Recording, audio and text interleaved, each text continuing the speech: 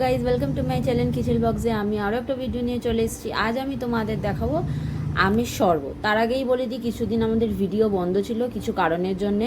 তোমরা পাশে ছিলে, তার জন্য অসংখ্য ধন্যবাদ। আবার আমরা রেগুলার ভিডিও দেওয়ার চেষ্টা করব। তো চলো, আজ আমি তোমাদের দেখাবো একটা ভিন্ন রকমের আমের শরবত।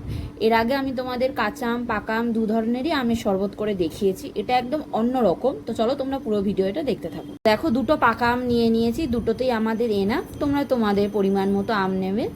আর এই দুটোকে আমরা ভালো করে ধুয়ে নিয়েছি। ধুয়ে আম দুটোকে ভালো করে ভিজিয়ে নিয়েছি, এবার ধুয়ে নিয়েছি। এবারে চলো এটাকে কাটবো। আমাদের কী কী লাগছে বলে দিই। বরফ লাগছে, এখানে দেখো চিনি গুঁড়ো করে নিয়েছি। গোটা দিলে মুখে পড়বে, ভালো লাগবে না, ভালো করে গুলবে না। সেই জন্য চিনিটা ভালো করে আমরা গুঁড়ো করে নিয়েছি। তোমরা শিলনোড়ায় গুঁড়ো করে নিতে পারো বা মিক্সিতেও গুঁড়ো করে নিতে পারো। আর এখানে বিট লবণ নিয়েছি, ব্যাস এইটুকানিতেই হয়ে যাবে। আর আমরা জল নিয়েছি, যদি জল লাগে তখন আমরা দেবো। আমের খোসাগুলো আমরা ভালো করে ছাড়িয়ে নিচ্ছি। আমরা ভালো করে খোসা ছাড়িয়ে নিয়েছি। এবার আমরা একটা গ্রেটারের সাহায্যে এটা ভালো করে গ্রেট করে নেব।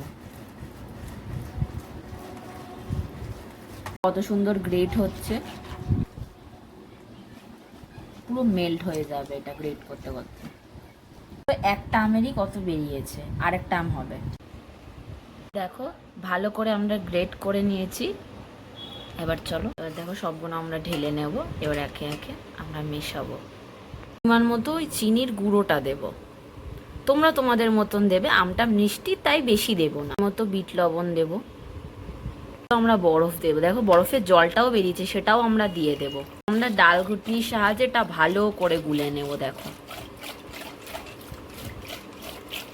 আমরা বরফের টুকরোগুলো দেব।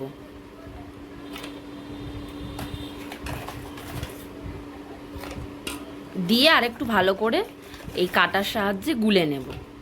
আর কিছু বরফের টুকরো রেখে দেব, খাবার সময় সার্ভ করব। এবার আমরা গ্লাসে ঢালবো।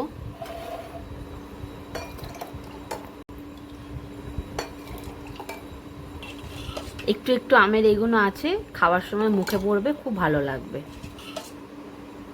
দেখে নিয়েছো। এবারে আমরা এর মধ্যে বরফগুলো দিয়ে দেব, বরফের টুকরোগুলো। আরও ভালো লাগবে ঠান্ডা ঠান্ডা। তো দেখো কি সুন্দর হয়েছে, খেতেও দারুণ হয়েছে। তোমরাও এটা ট্রাই করো। ভালো লাগলে প্লিজ লাইক, কমেন্ট, শেয়ার করে দিও। দেখা হচ্ছে নতুন কোনো ভিডিওতে। ততক্ষণের জন্য তোমরা ভালো থাকো।